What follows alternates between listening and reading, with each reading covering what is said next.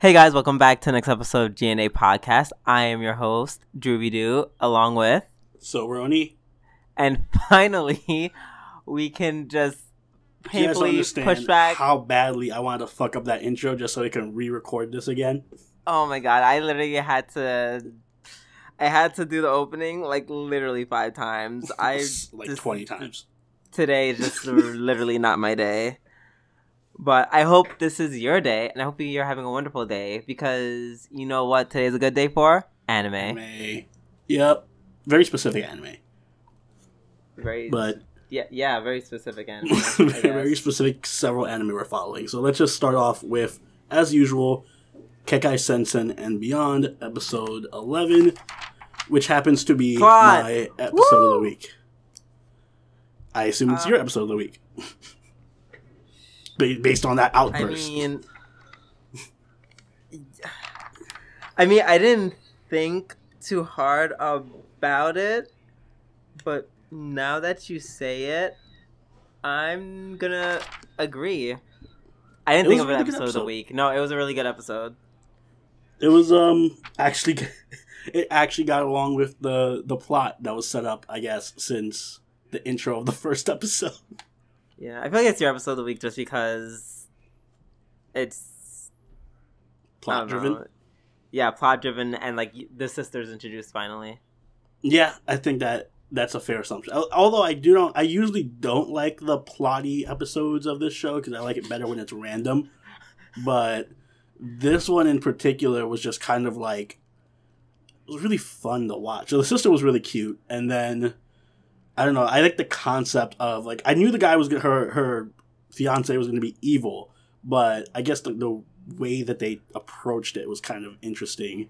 Yeah, it was definitely not just like, oh, I'm a bad guy, or like, to me, I feel like it would have been a failure. Well, not failure. It would have been a fail if he was like, I'm a vampire. Yeah, that's exactly what I was saying. I was like, oh, he's going to be a blood breed or some bullshit, and he's going to... But nope, he was another kind of similar to Leo with the eyes.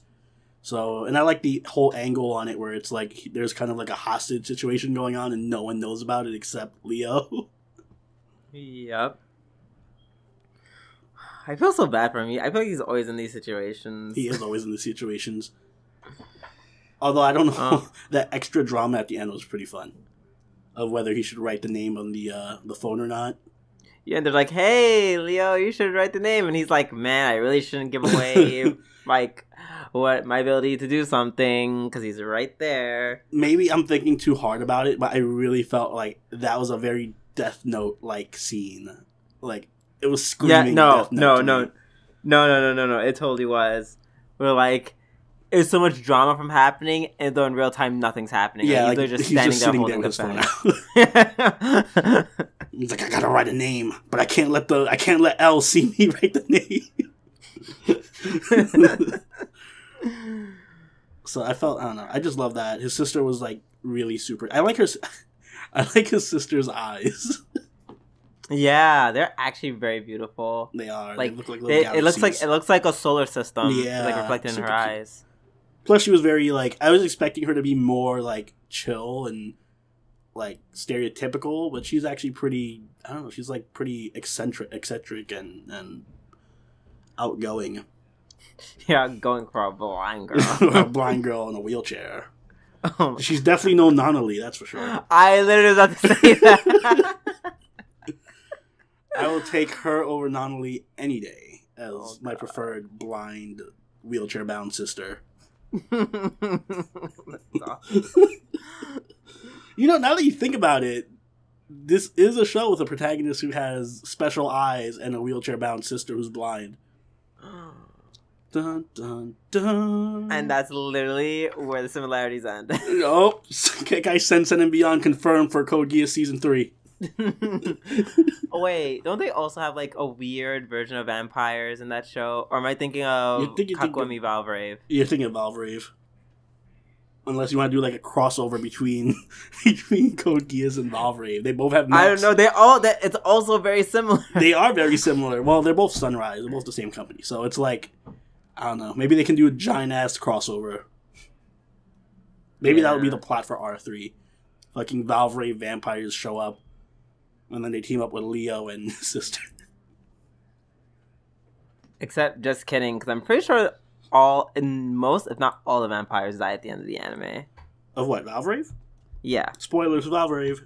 For all 5 people who've watched Valvrave. Like, just watch Kogias. Like, unless they're not even, like, vampires. Like, Anyway, back to Kekkai Sensen. Right. I thought that the episode had a good amount of action, too, so. Yeah. Yeah, definitely. It was really good. It was, yeah. The vampire kid makes an appearance. I like that. Oh, yeah, from the original first season. I forget what happened to his sister. Did his sister die at the end of the first season? I forget, too. Well, it seems so long ago. It's because this show is so all over the place, it's hard to keep track of, like, what the fuck is happening in the main storyline. Yeah. I like Kekkai. I like her interactions. I loved her this episode just because of how compelling she was last episode, and now you can see exactly. it. And now they're like just writing off of it. Now she's like, "Oh my god, I want to take pictures of them because I want to see all the drama that's gonna happen because they haven't seen each other in so long." Mm-hmm. And I'm like, "Oh my god, she's literally like a housewife." Yeah, she's just she's also like a sniper. Yeah, they should make like a whole series just based off of her, like a whole spin-off. Yeah, so just like, trying to manage her like life, being like a quote unquote housewife. And I do like how they keep doing callbacks to that kind of stuff. Like they had her doing her housewife stuff. Zap at one point was like, "Oh, my love shack place, all the prostitutes are going crazy, so I gotta leave and go take care of that." So I'm telling you, it's not. He is not. I'm pretty sure he's a pimp. He is not. No pimp has sex with their prostitutes like that. I'm sorry. Do you know every pimp? They do it once. I think it's called breaking something. I forgot what it's What called. are you, the underground fucking guru of the prostitution I've watched world? a lot of episodes of Law and Order SVU. Thank you very much. Okay, wow. We're gonna. This podcast wasn't demonetized before. It sure is now. I didn't say anything wrong. I said words of prostitution and breaking stuff. It's family fun for everyone. I love how all of this show brings off so many tangents. It really does. We literally just came back from Kogias and now we're talking about the fact that Zap may or may not be a prostitute. Not prostitute. He may not be a pimp. But he's not a pimp. I mean, everyone else has a side business. Everyone else has a secret agent side business or whatever. I feel like if he is a pimp, then he's literally like the worst pimp on this planet. Again, I never say he was a good pimp. He's bad at everything he does. I'm assuming he's also a bad pimp. Hey, he's a good fighter. Not as good as the fish guy. Shots fired. Oh my god. How dare you. Anyway, this was a great episode. I'm looking forward to the final episode to see, I don't know, I guess a final confrontation between Leo and evil dude / fiance of his sister. You mean Dr. Gomimozu? That was his name? I couldn't remember his name. I wrote it down because I'm not going to remember that name. Super over the top, crazy name. No, I love her fiance's name though. Toby McLaughlin. That's a fucking dope name. Oh my god. The name I didn't think to write down. I love that name. Name of the week. Toby McLaughlin. That's going to be my alias from now on. Hey guys, welcome to G&A Podcast. I'm your host, Doo and Toby McLaughlin. I love that name. Alright, let's move on. Next up, we have episode 11 of Blend S. Was this episode that I really liked as well? It was a good episode. It was the dog. First part of it was the dog, and then the second part was the whole cornering thing. Oh, right. Okay, no, I had a specific something, but that's about another anime. But yeah, no, this is really good because at first it started out in a very direction. It seemed like a little bit like I don't know what's going on, but like they pick up the pace really fast and ends up being like really nice, and it starts getting funny. Yeah. No, excuse me. Like the whole thing with Owner, the dog. I love that the dog has personality. Like, they actually gave the dog a pretty good personality. Yeah, he really did. I love that, like, after the whole, I love after Owner and Micah, they scare the dog away. The Lassie. They scare Lassie away with the double dosage of bitch face. And then Owner's, like, sad, and then, like, whenever, like, manager was, like, so happy, he, like, I think he, like, just starts, like, he just, like, straight up attacked him. Yeah, for being too happy. Yeah. I can relate to that, so I feel for Owner. That's funny. I don't know if maybe this is a translation thing, but cornering in English, I mean, I guess based around here, cornering has a very different, more aggressive meaning. Like, I don't want to corner somebody. Yeah. It's very aggressive. Means, like, not very romantic. Like, in the middle of a chase, and usually not means, you know. Cornering is usually like, I'm going to mug you and then, like, stab you in the kidney and walk away.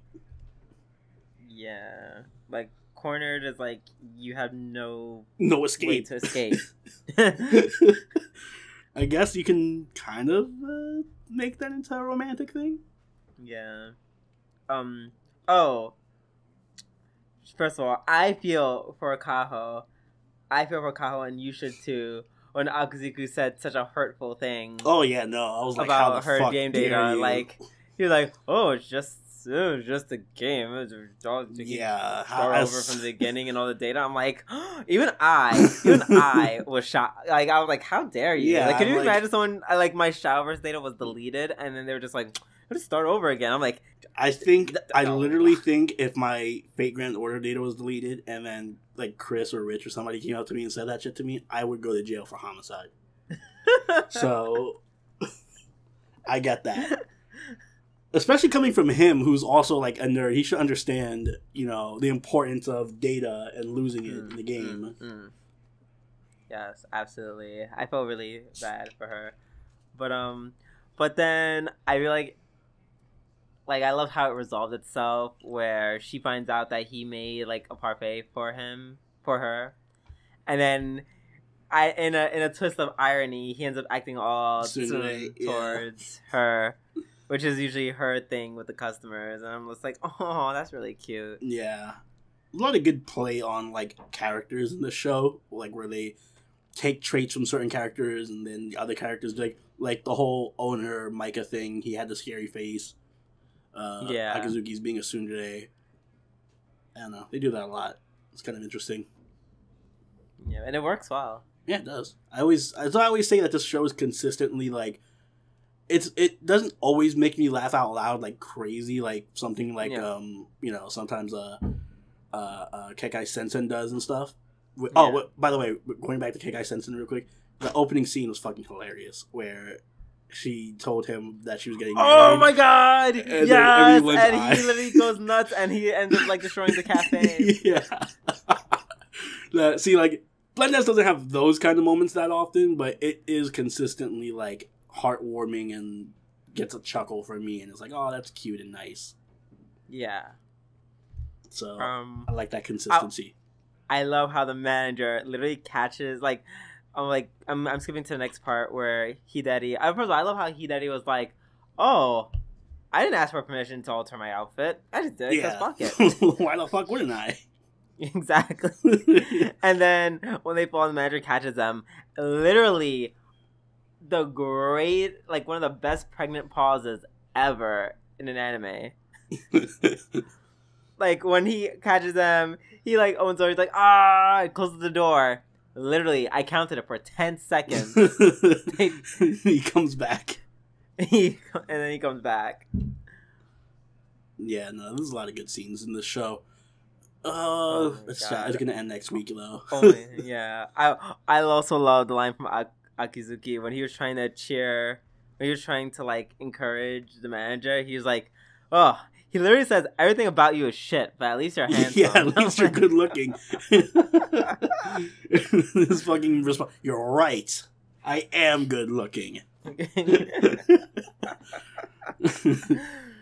I know it's a little thing too, but I did like Micah's response to him trying to corner her when she had the food in her hand, and she was just like, "Get the fuck out of my way! What are you doing?" Yeah, he's like, "Move, bitch, move! I'm working." And then I guess he just delivers the final blow, and he's like, "Oh, it's the reason like this why she tells you to get out of the way, or it's reason like this that you're always in her way, or something like that." I love this cast. I really love this cast. Yeah, sad face. They will be missed, but maybe the last episode will be the best episode. Hopefully. You know what wasn't the best episode this week? Umaru. Yeah, I actually liked it. I don't know. I think I tend to have a bias towards Kirie censored episodes. I think you do too. I did because it was so like. I feel like for me this really like this anime or this episode it took a while to pick up, but it was like getting. It was like fine wine. It was getting better as I kept watching it. Until... I was going to say, you better not say the Hikari part was good. Until, yes. And I'm just going to flat out say it. I don't like Hikari. She's weird. She adds nothing to this cast. I actually don't really like her at all. I'm going to agree with you on that. Only because, like, I thought she could have done more. Like, they could have done more with her. Like, have, like, a rivalry between them or something that's more interesting. But right now, all it is just she just shows up and eats dinner with them, and they have a little flashback of her learning about how to do the constellations, and that's it. It's like it's so slow paced and like I don't like it. Like not funny. I literally everything was going show. Literally the rest of the episode was going so well, and then boom. And those scenes are so fucking long. Like I thought that was like I feel like the whole episode was like 5 minutes, and then that part was like 20 minutes. Like 6 minutes. I'm like, oh my god. That part was only like 3. It was like 2 or 3 minutes. If I have to like look at the bar to see how far, like how much time is left in the episode, and I'm like, oh, this is horrible. It's so painfully slow paced. Yeah, the addition of Hikari was kind of a bust. Yeah, that was not necessary. Like I never was too keen on her to begin with, but like this kind of wrapped it up. This kind of pretty much sealed the deal for me. How I feel about her. And I think, which sucks. I know she's gonna be all up in the next episode. Oh yeah, the whole last episode is gonna be all Hikari. But I don't know. I feel for me like the show is slowest or at its worst when it's not on all 4. Like when Umaru, Sophie, Ebina, and Kirie are not on the screen together, it tends to be slower and less interesting for me. Like I like Kirie. I like some of her like this beginning part, but. I like the beginning part because I love Bomba. Yeah, like that scene was nice, but I don't know. Like the library scene was kind of like to me, like it built her character up, but it was kind of like it was longer than it needed to be. You mean when they're on the rain? Yeah, and she was so cute. Yeah. I love when she gets like that. Like it was cute. I love when she makes a face. Like, all right, maybe it's because if it was just that scene and whatever, I'd be like, all right. I think I'm being influenced by the long ass Hikari scene that took up half the episode. That makes me think that this whole episode exactly. So like slow. No, I understand that because it was literally just so bad. Like I was like, the pacing of this anime was it was on the slower side, but it was still like decent enough to the point where I was enjoying it until Hikari, and then it's just like full stop. I'm like, and I'm checking out. I think it's because the Hikari scenes replaced the all 4 group scenes where they would go on like trips and shit. And like for me, they did go ice skating. Yeah, I was gonna say that scene was so good. Scene. Yeah, if they had just made that ice skating scene longer and then cut down the Hikari scene, it would have been fine. Exactly. So I don't know. This show's it's the opposite of Blendess in that it's really inconsistent. It's super inconsistent. Yeah, it's a real hit or miss, and I don't want to call this episode a miss because it was so good literally until the last part. All right, if you guys are watching it, watch all like somebody make a super edit that edits out all the Hikari scenes and just leaves everything else can be kept in, and you'll have a better show. You know, the show would be like at least 2 points better. Probably, definitely. Yeah, definitely. I'm sorry. I like Hikari's design and I like her little like bugged out eyes and shit, but I hate those eyes. He looks so freaky. I know, but it's so bad. Like there's no purpose for her. Like, eliminate her and put her sister in her place. It'd be more interesting. Yeah, oh my god, yes. Can we get enough about the sister? I don't know anything about the sister. Yeah, can we learn more her? about Hikari than the sister. And I still like the sister more than her. Yeah, I like literally everyone on the show more than her. Okay, now that we're done bashing, like, a poor 6-year-old girl. Yeah, now we can go to bashing an entire cast of girls. Because I don't got kind words for UQ Holder either. Oh my. Like, it was something. It was alright. So I liked, like, the fanboy in me likes the fact that, you know, oh shit, Asuna showed up. Shit, they showed the scene with, you know, Ava kissing Negi from the manga, and Kuno Sanders was there. Oh shit, like, that part of it's cool. But remember how we were saying in the beginning when the show first started, like, oh, you don't need to watch Negima to know what's going on. It's not really. All the Negima things are kind of just like references to Negima. This episode suddenly became Negima. Like, it was Negima, like... Yeah, like, people who have never seen Negima, they literally have to be, like... I wouldn't say confused. They are, but they're not. Because they're like, hey, I'm an old friend of Neji's. Hey, I'm also an old friend of Neji's. No, Ozma. When they get to Asuna, that's when they'll get confused. Yeah, like, it was really, really weird. The way that it just suddenly did a whole 180... And it was way too quick pace. Like, I don't know. This is like everything was just thrown at you at once. There's this like nothing, like, it barely makes sense to us. I mean, we've read all of Negima. Yeah. God knows what it must be like to someone who hasn't read Negima at all. Then they just be like, what is going on with anything? But I think besides the pacing, I have my two biggest issues with the episode are, one, the power. Like, I hate getting into power level discussions and stuff, but how in the hell are they all going to be as strong as fucking Negi and Rakan and Nautica and Yue and everyone? Like, Toda was getting... I'm fine with that. First of all, let's be real. How are you going to be as strong as... These are literally the only maybe 4 people. Neji, Rakan, Kuna, and... I wouldn't even call the other clone as, like, a real threat, because... It's just another version of Toda. Yeah, like, that's fine. Like, my biggest problem is no, please do not include Yue and Nautica. They have experience and they fought before and they know what they're doing and they're experienced mages. No, Toda is not. He's like received a month of training. I refuse for you to put Yue and Nautica on the same level. I'm not. All right. Let's put it this way: if it was like Yue and Nautica just showed up by themselves and then I don't know. Cutlass was there. They're like a mere annoyance. Like, versus Karen and them. They're that's for levels fine. of, like, I can tell you right now, like, they're gonna be fighting maybe the girl who can, like, go back in time. That is their appropriate power level for who they should be fighting. Okay. Well, first of all, I don't even think does she have a... She's about as strong as Yue, probably, I guess. Probably, exactly. They're as strong as each other. I don't want to see Toda like, anyone Negi. else on the UQ Holder cast can probably beat them soundly in a magic fight. I don't know. I would have to see. That's the thing. I would have to see literally more all of their power. Immortal. Like, I don't know. Their power was never established. Like, I don't know how strong they are in reference to anyone from Negima. I definitely know they're not as strong as Negi. So, or Rakan, or Kunel. They're not as strong, but, like, they're also, like, undying. So, like, that has to give them some kind of advantage. I mean, you could be as undying as you want. Kunal. Against Kunal, I don't know how they're gonna do that. Kunal's always been, like, super dumb, stupid, broken. Rakan is just kind of Rakan is more manageable because he's just a hack 'em slash him kind of dude. So it's like, okay, this is just like a fight of, like, swords. You can just cut me up and I'll put myself back together. That's why, in that sense, I'm not. But he's always been kind of. He's like a smart fighter too. He would do something. Like, he's not just gonna be like, oh, I'm gonna keep cutting you up for like the next 10 hours or something. Like, he would do something. He's not an idiot. I guess we'll see, but, like, no, we won't see, because I feel like this is just gonna be like, oh, suddenly Toda's strong enough to fight Negi and fucking everyone else at the same time, and that's stupid.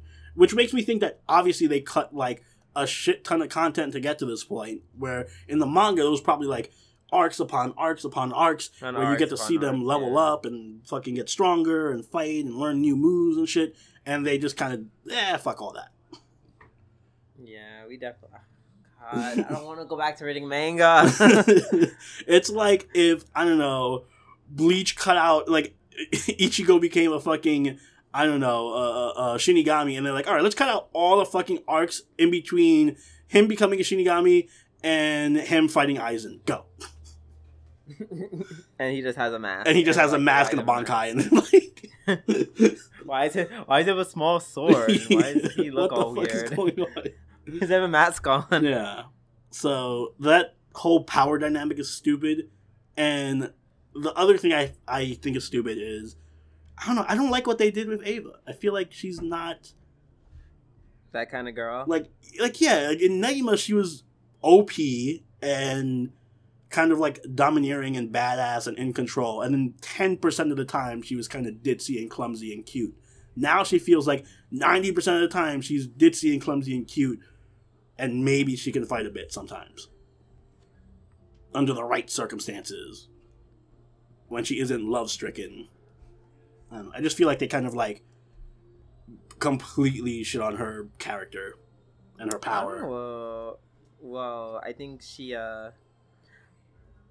changed, and like, keep in mind, like, a lot of shit can happen in like 80 to 100 years. Well, we didn't see any of that, so they probably cut it out. Exactly. Like, I don't know. I feel like they kind of set them, like, if it was like Ava versus Negi, then fine. I'd be like, okay, yeah, they're probably on par with each other. But I ain't taking this Tota versus Negi thing. Yeah. Maybe it'll be Ava and Tota against Negi. I don't know. I kind of just like... I understand why you dislike the episode so much. I kind of just like... I'm going along with this. Like, I know they're already going down this path, and I'm like...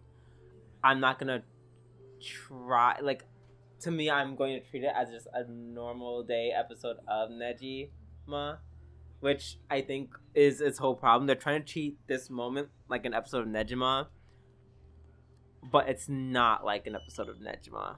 Like, this is one of the more serious episodes of Negima, and I feel like they were a little, in my mind, they were a little too lighthearted with it. I think that just for the sake of like keeping that Negima feel to it, they decided to be a little bit too lighthearted.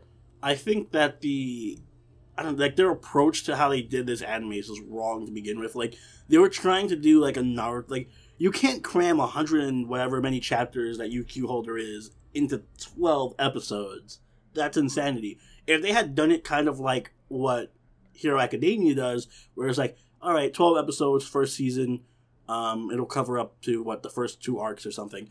And then next year you'll get season 2, it'll cover another 2 arcs. Like, that would have been perfect, because the actual animation quality and the characters and the pacing for the first, 9 episodes of this show has been great. And now it just feels like, well, time to finish it off in 3 episodes or whatever. Marathon to the end. Yeah, time to jump 100 chapters. So, I don't know, if they had just done what Hero Academia does and just do multiple short seasons, then yeah. Oh well. Can't be helped. I guess Yuki Holder is going to fall down the same legacy that Negima had. It's still better than Negima. It probably is better than Negima. If I don't remember it, it's probably because it was bad. Yeah. At least that's something to tell myself. Next we have ShoBitch, the last episode of ShoBitch. Sad. Super sad. And yeah. It wasn't the funniest episode, which I'm okay with that. I'm okay with it not being the funniest one. Yeah, it was definitely a step down in comedy, but I think you'll agree with me when I say it was really sweet. It was. Guys, this anime literally, it's such a good romance. It's a better romance than I think anything else we're watching this season. Oh yeah, absolutely. Better romance than Netsuzo Trap uh, and Kuzuno Honkai. Sure. I'll give it Yes, that. Begrudgingly, I will give it that. But you know, this was really sweet. I love the way. I actually was like, yeah, the last scene where he is like thinking back about all their memories, and he just inadvertently is like, "Oh, I love you." That was really, really nice. That was a really nice scene. That was actually, yeah, that was super well done. Like, it wasn't just like, like, you know, they took a trope that they normally would do, or they do show flashbacks and stuff, and they really used it in a very, very good way. Well done.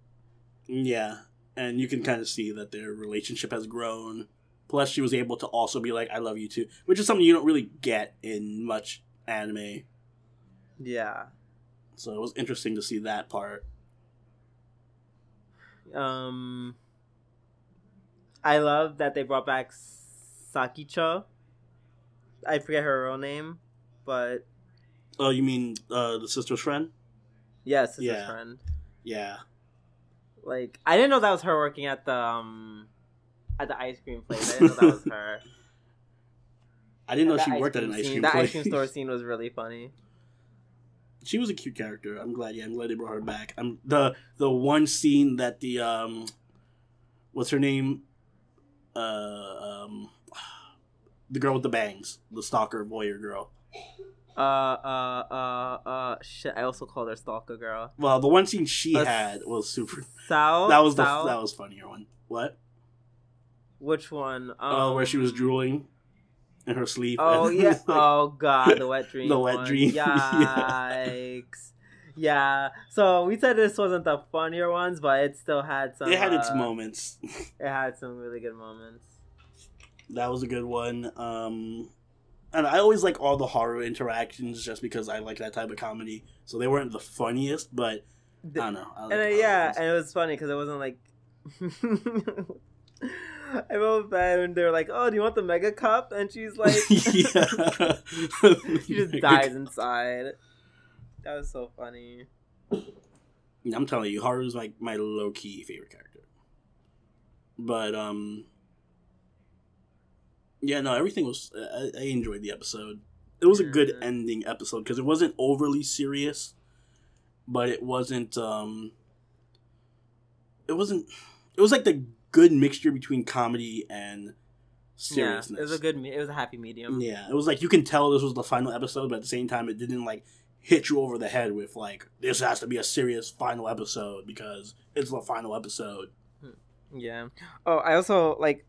I know I'm pointing out something about Sakicho again, only because like they literally only had her for like 2 episodes, and like they really made such an impact with her character for some reason. But like, I think like the biology scene where Sakicho is like, "Oh yeah, can you also help me learn about insemination?" Yeah.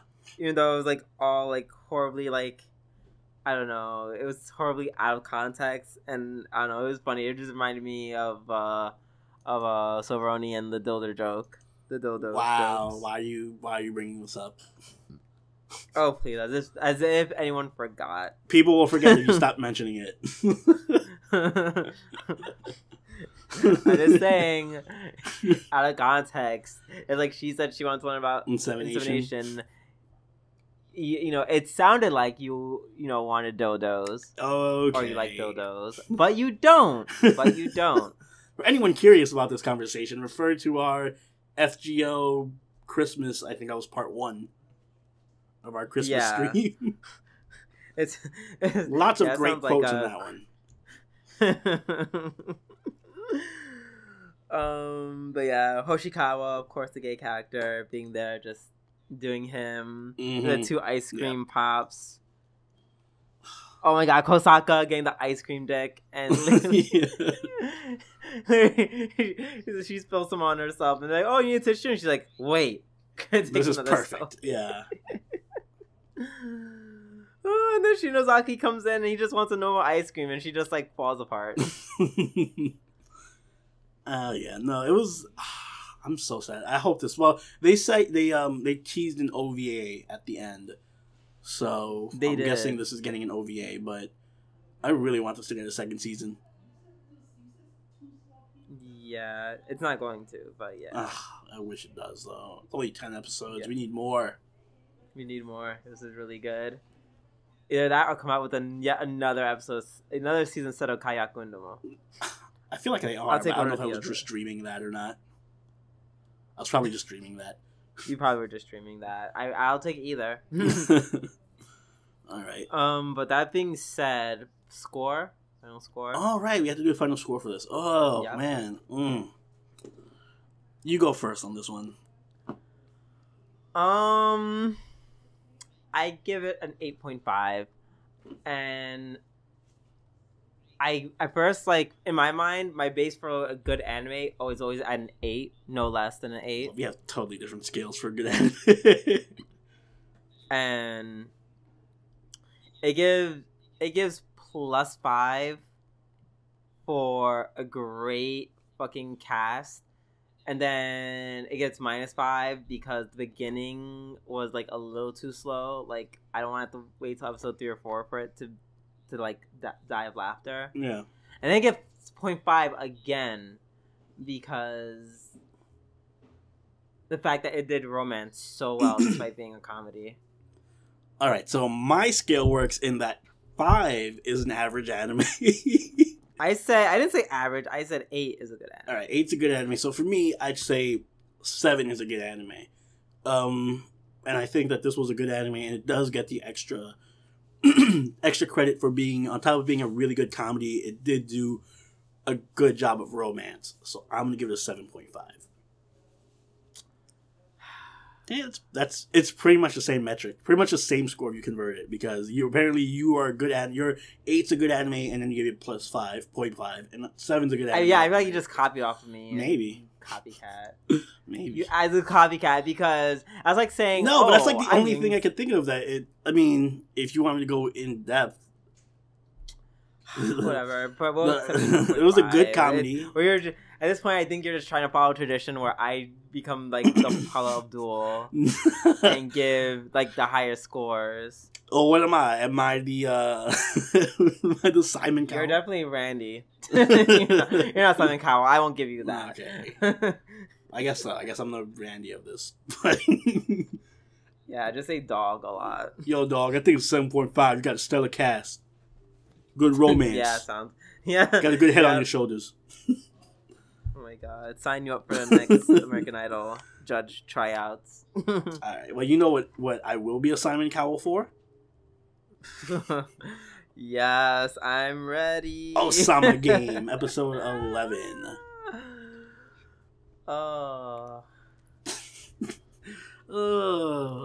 They returned to form. It was a return to form episode.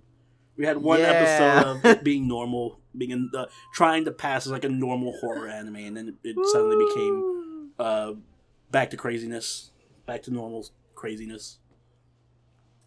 Yep. I don't know what anyone's doing anymore. The first guy who died, so apparently somebody died that saved what's his name's life in the beginning of the episode, who I don't know who died. Like, I had to look him up because I don't remember who that character was. Who, Masatoshi? It was like Masatoshi something, and I was like, "Who the? I thought that was the guy who drowned. Masatoshi. It was he? I don't remember. All the characters are so insignificant and underdeveloped. I don't know who the fuck is who. Well, they can't develop a whole fucking class. Tell that to Negima. Okay, but that took like forever. Well, too bad. They can develop enough characters to make it interesting. But yeah, no, I didn't know who that was. So I was like, oh, some random dude died. Cool.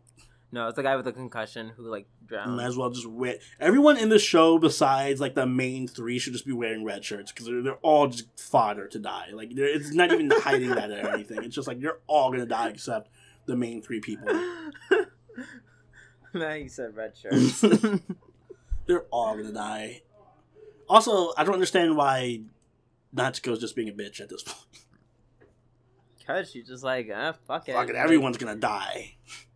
I want to win, and in order for me to win, you all have to die. The one interesting thing about this episode, or the one thing I will give this episode credit for, it was they put an interesting twist in the King's Game where when what's his name won the first King's Game, they asked if he wants punishment or if he wants to continue the King's Game. So I'm assuming he picked continue. So that's an interesting little twist. Yeah, I'm guessing Natsuko did the same thing, and somehow they both end up in the same one. Yeah. Well, at least now they only get to kill 30 of their classmates as opposed to like 60. Yeah. I don't know. That was the one good thing this episode did. Other than that, you can pick anything out of this episode. It's stupid. Yeah. Also, when they reveal what the last game is, it's like, oh, kill a person you love. Like, he didn't kill her. You've noticed that too, right? That's what I'm saying. He didn't kill her. She killed herself. And he says it too. He says it too. He's like, I didn't kill her. Yeah, she killed herself. So yeah, he should have died. Maybe it was maybe she was the one that maybe she cares maybe about she loves herself. The herself. most. She's like, I love myself. Yeah, like, I fuck love this myself guy more than him. God damn it, King's Game! Can you not even follow your own rules? Yeah. So classic, nonsensical BS. I did like how that one girl got the other girl killed. Like, oh, I'm gonna save you from falling off the. No, I'm not. You can fall off the cliff and die. Yeah. Yeah. Too bad she ends up dying. I was kind of like rooting for her a little bit because she was like being somewhat smart. Like, she was being like vindictive enough where it's like, okay, you're not crazy. You're just being like logical. I don't like how Natsuko's like painted as some kind of super mad genius when she's not really. She's just a high school girl. She's not any smarter or stronger than a regular high school girl.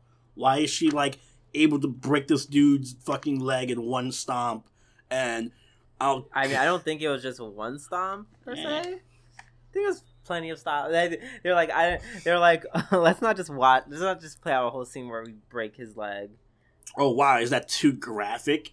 But having the other girl's face just slide off, her fucking head slide off her neck is okay. They showed black. Oh yeah. Oh god, is it bad enough? Is it bad that like 3 years from now I want to watch the uncensored version so I get to see all the blood and gore? That is bad. I never want to see the show again. You should just literally I don't know, 2 years from now, watch the uncensored version, get really high, and just laugh at everything. Allegedly. I did like how Natsuko ended up killing the other girl just by making her regret her actions or whatever. I don't understand the show. I don't understand anything that's going on. She's like, "Oh, you like how many people did you have to kill the guy here? Huh? Do you have what it takes? Huh? Yeah, huh? like if I was literally in that class, I would just be like, excuse me, Natsuko, and just push her down the cliff. I would probably just pick her up. I would just pick her up and throw her off the cliff. Like, she's just a high school girl. Pick her up and throw her off the cliff. I'd beat her to death with a rock. There's so many ways I'd be there down to kill her. There are a billion different ways you can kill this girl. This is like, she's the opposite of the stereotypical horror like killer. Like, these teens are able to kill fucking Jason and Freddy and all this shit.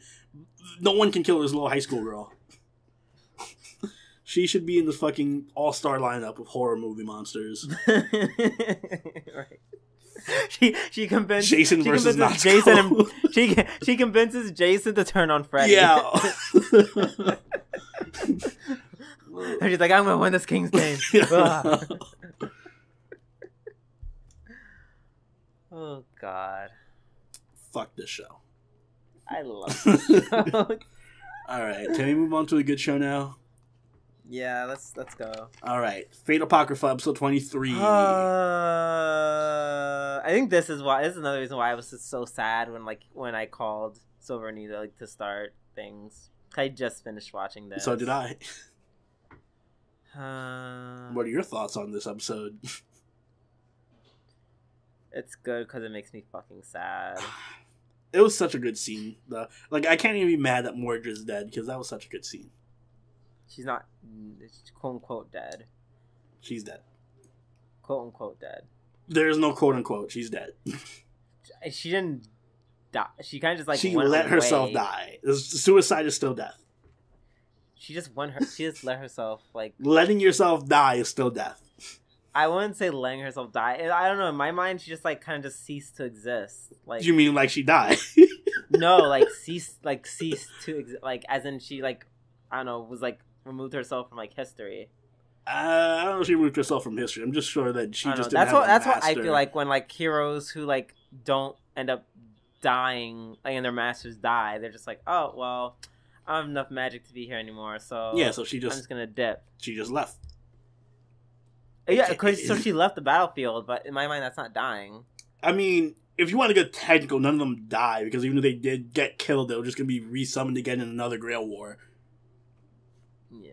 But for all intents and purposes, she's but like, no longer I don't know, in the but there's a I don't know, I'm just saying there's a difference between like, oh, I get reborn in another one because I was fatally wounded to a point where like this would consider me being dead in any other circumstance, and just like, oh, well, my master died, and I have no source of magic. Well, and I'm telling you, people die when they're killed.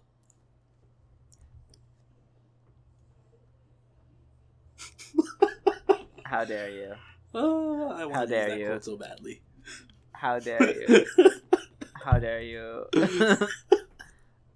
Fucking say something about this goddamn episode. I'm too triggered to say anything right now.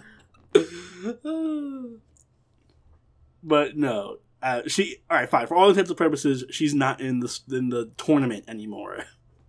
However you want to put it. Doesn't make up for what you just said, you piece of shit.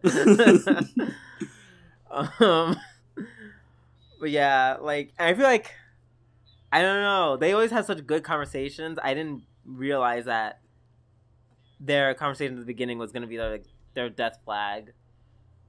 Yeah. Yeah. I kind of realized it when they said it, and they're like, oh, after this, let's have a party. I was like, oh, shit. I mean, I didn't expect them to win anyway. I didn't expect them to win. I didn't expect them to die this... I wouldn't say early, because the next episode is the last... No, actually, there's 2 more episodes. Yeah. I didn't expect them to die 2 episodes early. Yeah, I was kind of expecting them to kind of get to the end and, like, fight Amakusa, like, along with Joan and Siegfried or something. Like, I was expecting that, but not that they would get killed by Semiramis. Yeah, I was 100% rooting for them to win. I would be okay if everyone but them died. Yeah. Also, Semiramis is kind of OP. Fuck that. Yeah, well, yeah, she's super fucking OP. Well, I won't say she's super OP. I'll just say she's OP as any caster. I'm literally gonna make everything around you poison, including your fucking body and blood. Pop. I mean, and then we have Giles, who's like giant fucking Godzilla monster. But you can just kill that with like an Excalibur or something. It's not a big deal. Oh, you mean like they killed her with Excalibur, like the bootlegged version of Excalibur. The fight was like, alright, so the animation wasn't as good as last episode, obviously, but it was still pretty nice. It was a nicely done fight scene. Yeah, it wasn't kill crazy. But yeah, it wasn't kill, but it was way better than most of the other fights in the series, like from earlier episodes. Also, why did she summon a bunch of sea monsters? Like, everything was just like her just summoning sea monsters all over the place. Sea monsters and poison. Sea monsters and poison. Can't wait till she's in Fate Grand Order. Yeah, I don't know. It was good. The scene, yeah, the death scene, Sisugo's death scene was really cool. Yeah, I like the her trying to smoke was cute. Yeah, the whole smoke. Yeah, that was funny. I'm gonna miss Mordred. The little screen time she got. Yeah, like this is like the first, I think, of all that I've watched so far. This is like the least amount of time I've seen like focus on a Saber character and the master. Yeah. And then we got Jones half of the episode, which I don't know. It wasn't as good to me as the first half was. No, it wasn't, because Sisugo died. But I was expecting more from Shakespeare, I guess. I don't know. I liked what was highlighted in the end. I liked the scene with Giles. That was nice. Yeah, you can kind of slowly really... see him turning from his saber form into his caster form. Exactly. And then I don't know, because he made a really good point. Like, I made her a really hypocrite. She's like, okay, well, you're totally fine with leading all your people to die, and you're totally fine being a kid. I literally was expecting Atlanta to come out and be like, children! They got the children! She's like, yeah, I'm fine with leading all these people to die in a war. I'm fine with killing children. Blood on my hands. And then he's like, but what about this Siegfried person? And then she's like, like, aren't you just a little bit hypocritical? Yeah. Yeah, he did bring up a good point. And I like Shakespeare's whole gimmick, too. Like, if I can give Shakespeare... Like, I feel like if you had Shakespeare as a servant and he was in the right hands, he'd be super fucking broken. Like, if Kiritsugu had a Shakespeare servant... Oh my god. Yeah, Kiritsugu had Shakespeare. I think Kiritsugu had a better chance of, like, winning the actual Guerrilla War. Just turn them on everybody and, like, make them all face their, like, worst fears and shit. Exactly, and then Kiritsugu just shows up and just kills their master. Snipes them. Kills everyone. But yeah, no, I like that second half, too. I feel like if they showed that part and then they showed the Semiramis fight, you just flip yeah, I feel like an episode would have been better if it ended with the Mordred scene, the Mordred and Cicigo scene, because that was just more impactful for me. Yeah. So, yeah, no. Oh, also, all the Merlin and Otoria cameo. Yeah, of course. I'm glad that they had to throw that in there. I can't wait till they throw... I swear they're going to throw in this. I swear Nero's going to show up in the last episode just to promote Fate Extra.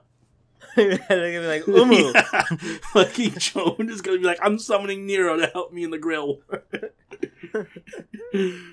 And then Shaft just gonna animate.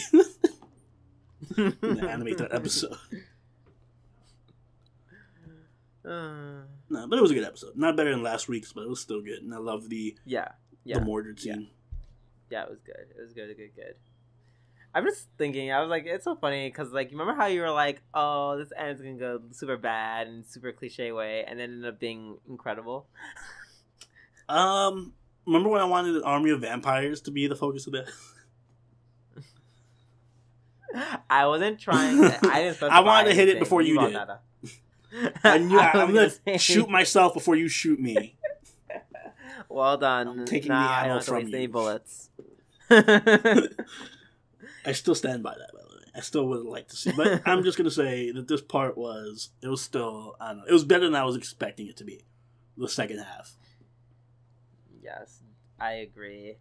And shitty vampire arcs aside, we must bring this podcast to an end.